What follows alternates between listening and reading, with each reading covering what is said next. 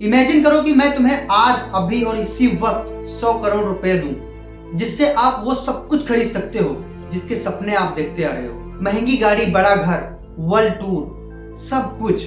बस एक छोटी सी शर्त है। वो शर्त ये है कि आज की रात तुम्हारी आखिरी रात होगी। कल का सूरज तुम नहीं देख पाओगे। क्या अब भी तुम उस 100 करोड़ रुपए को लोगे? जवाब सबका ना ही होगा। यानी कि हमारी एक दिन की जिंदगी उन 100 करोड़ रुपयों से कहीं ज्यादा कीमती है। तो फिर मेरा सवाल यह है कि क्यों आप अपनी इतनी महंगी जिंदगी को यूं ही बर्बाद कर रहे हैं? हमारा आज का यह वीडियो टाइम मैनेजमेंट पर है। उम्मीद करता हूं कि इस वीडियो का एक एक सेकंड आपको सिखाएगा, क्योंकि आज हम इस वीडियो में सीखने ही यही आए हैं कि अपने समय का एक एक सेकंड हम कैसे यूज में ले सकते हैं। आज का ये वीडियो 3 लेवल्स में हम डिकोड करेंगे, जिसमें 3rd चैप्टर आपके लिए ब्रह्मास्त्र है आपके टाइम मैनेजमेंट के लिए। पहले हम बात करते हैं चैप्टर से हटके। हम सब के पास 24 घंटे ही हैं, चाहे वो बिल गेट्स हो, शाहरुख खान या फिर कोई एक दिहाड़ी मजदूर। टाइम मैनेजमेंट पर हजारों वीडियो यूट्यूब पर अवेलेबल हैं, जिसमें हमें बताते हैं कि शाहरुख खान की time management strategy, Bill Gates के टाइम मैनेजमेंट की स्ट्रेटजी। लेकिन सच तो कुछ और ही है। असल में हम टाइम को कभी मैनेज ही नहीं कर सकते। अगर कुछ मैनेज कर सकते हैं तो वो है हमारी खुद की लाइफ। अब इसमें से कुछ लोग बोलेंगे कि क्या बकवास कर दी, क्या बात कर रहे हैं? मैंने ऐसा क्यों बोला कि हम टाइम को मैनेज नहीं कर सकते हैं? एग्जाम्पल के लिए अगर मैं तुमसे एक क्वेश्चन पूछूं, क्या कभी आपने ये सुना है कि लाइव परफॉर्मेंस में जब शाहरुख खान आएंगे उस टाइम पर 8 बजेगा? या फिर ये सुना है कि बिल गेट्स जब मीटिंग में आएंगे उस टाइम पर 8 बजेगा?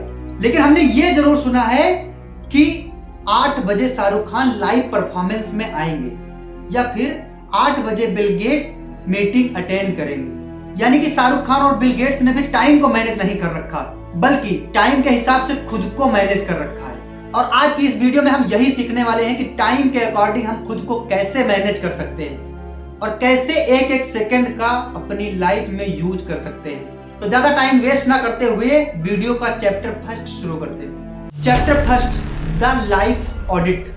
इस चैप्टर को हम डाटा से समझने की कोशिश करेंगे। आज दुनिया में सबसे महंगी करेंसी डॉलर या बिटकॉइन हो सकती है, लेकिन उससे भी महंगी अगर कोई करेंसी है तो वो है आपका अटेंशन, यानी कि आपका ध्यान। दुनिया की बड़ी बड़ी टेक कंपनीज के न्यूरो साइंटिस्ट आपके डोपामाइन सिस्टम को हैक करने की कोशिश कर रहे हैं। आइए एक स्टैटिकल रियलिटी चेक करते हैं। अगर हम एवरेज लाइफ एक्सपेक्टेंसी 80 ईयर माने, मेडिकल साइंस के हिसाब से हम जिंदगी के 26 साल सिर्फ सोने में बिता देते हैं। 15 साल बचपन और old age low activity period में चले जाते हैं। ट्रेवल, फूड और डेली कोर्स में 10 से 12 साल चले जाते हैं। सब कुछ माइनस करने के बाद ऑन एन एवरेज लाइफ हमारे पास सिर्फ 20 से 25 साल ही बचती है।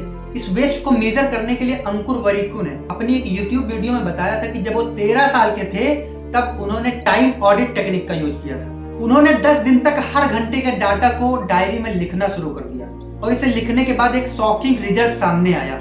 जिसे वो पढ़ाई समझ रहे थे, एक्चुअल में वो कॉग्निटिव ड्रिफ्ट था, यानी कि दिमाग का भटकना। वो सिर्फ किताब खोलकर बैठे रहते थे और दिमाग कहीं और ही ख्यालों में खोया रहता था। सेकंड चैप्टर शुरू करने से पहले आप सबके लिए एक एक्शनेबल स्टेप है। स्टॉप गेसिंग, स्टार्ट ऑडिटिंग। कल सिर्फ एक दिन के लिए आप सभी एक टाइम ब्लॉग बनाइए, जिसमें हर एक घंटे की एक्टिविटी को नोट कीजिए।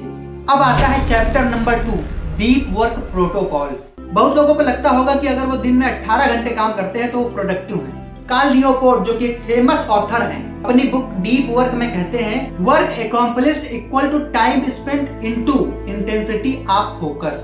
मतलब अगर आपने किसी काम को 18 घंटे तक किया है लेकिन आपका फोकस नहीं है उस काम पर, तो आपके काम का रिजल्ट भी 0 ही होगा।